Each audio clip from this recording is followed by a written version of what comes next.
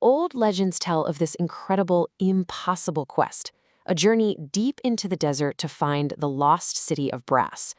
And the goal? To find these ancient brass bottles that King Solomon supposedly used to trap the most powerful jinn. It's an amazing story, for sure, but it also points to something much, much deeper. And it raises a question that's been haunting us for ages. So, in the legend, when the explorers finally break through the city walls, this is what they find. This chilling warning, carved everywhere. But there are no bodies, no bones, just an empty, silent city and the story of a terrible end. That feeling, right there, that sense of ancient power and dread, is the perfect place for us to begin. So, let's just ask it. What kind of beings are we talking about here? Who could be so powerful that they inspire a legend like the City of Brass? Well, they're the Jinn, and to really unmask them, to understand who they are, we have to go way, way back to the very beginning of human belief, even before we had names for our gods or our monsters. Our story doesn't actually start with a specific creature. It starts with a worldview, a way of seeing the world that basically laid all the groundwork for everything that came later. It's an idea born from how we first reacted to a world that was pretty uncertain and, let's be honest, often terrifying. For our ancient ancestors, the world wasn't just a collection of stuff. It was a community. Every river, every mountain, every old tree, they all had a will, a consciousness. They were alive.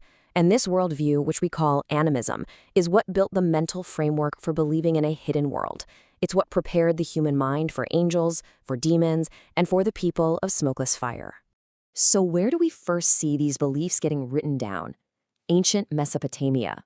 This is where humanity, for the first time, really started to organize its fears. That vague feeling of dread in the dark suddenly got a name and a face.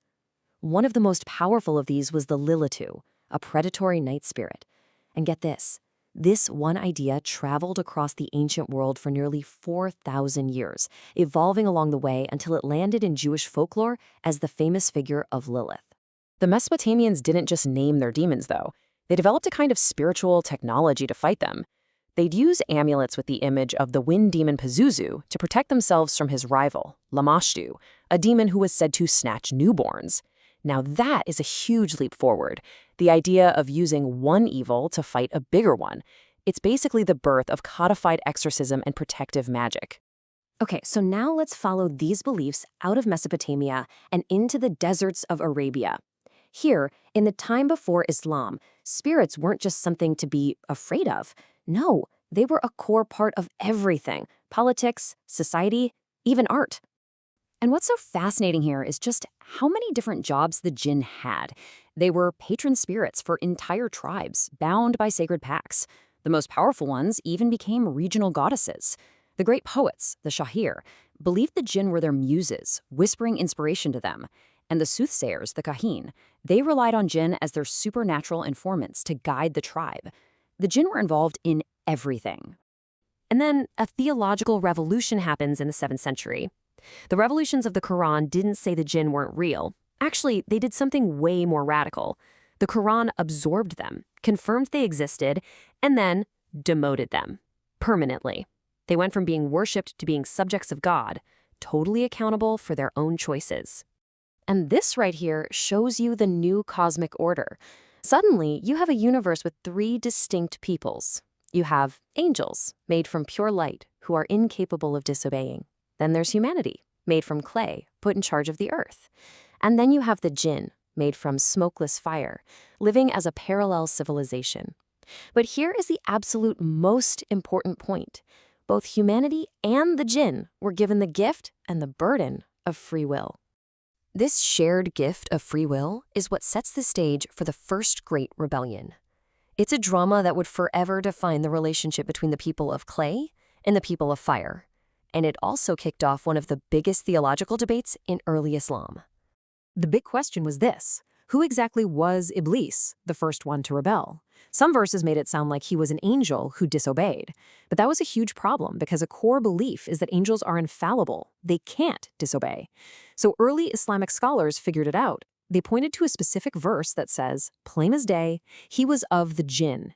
And the conclusion was clear. Iblis wasn't a fallen angel. He was a super pious jinn who lived among the angels, but he was never one of them. His rebellion was an act of jinni free will, not an angelic fall. You could think of the rebellion itself as a four-act play. Act 1. God creates Adam and commands everyone in heaven to bow down as a sign of respect. Act 2. The angels and all the other jinn obey, but one being, Iblis, stays standing, totally defiant. Act 3. When God asks him why, he gives this justification that's just pure arrogance.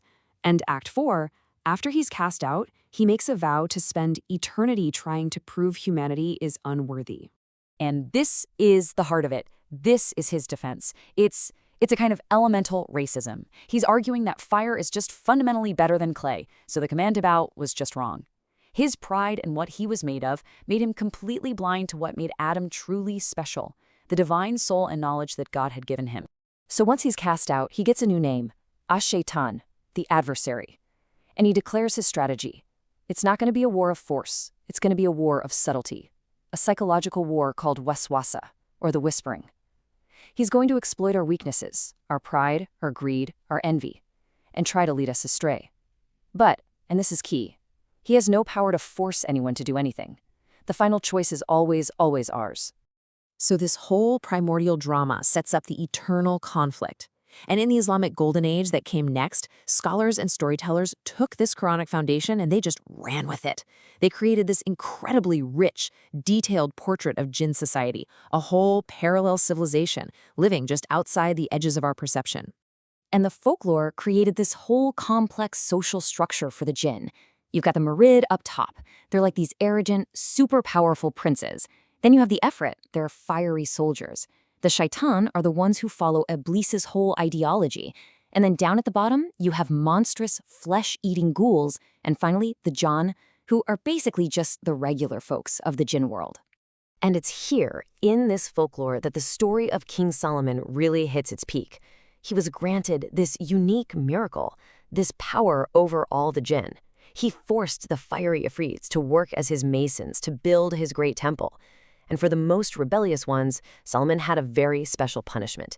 This is where he developed his unique magical technology. He'd capture them in those brass bottles and seal them shut with a lead cap, stamped with the ultimate symbol of his authority, the most great name of God. Now, for centuries, this incredibly complex world of theology and folklore was all happening within the Islamic cultural world.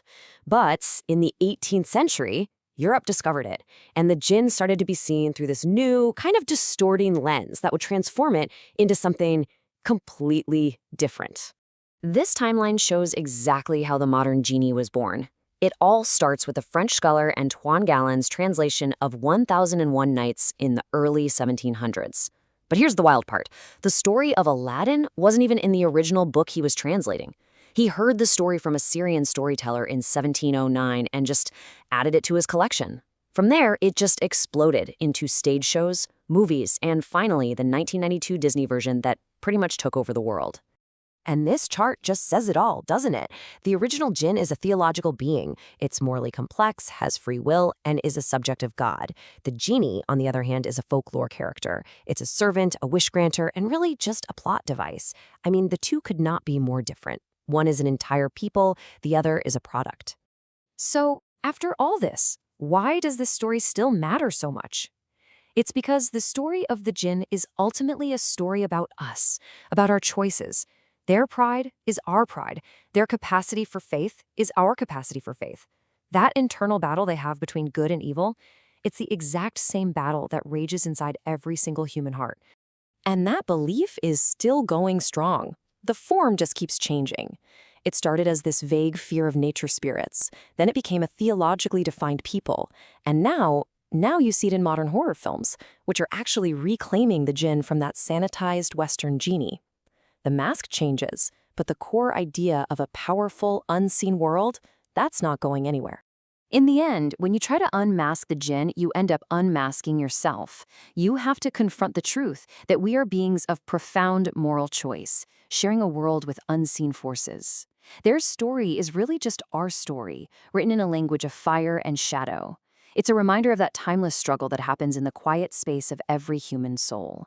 Which leaves us with one last thought. What unseen forces are shaping yours?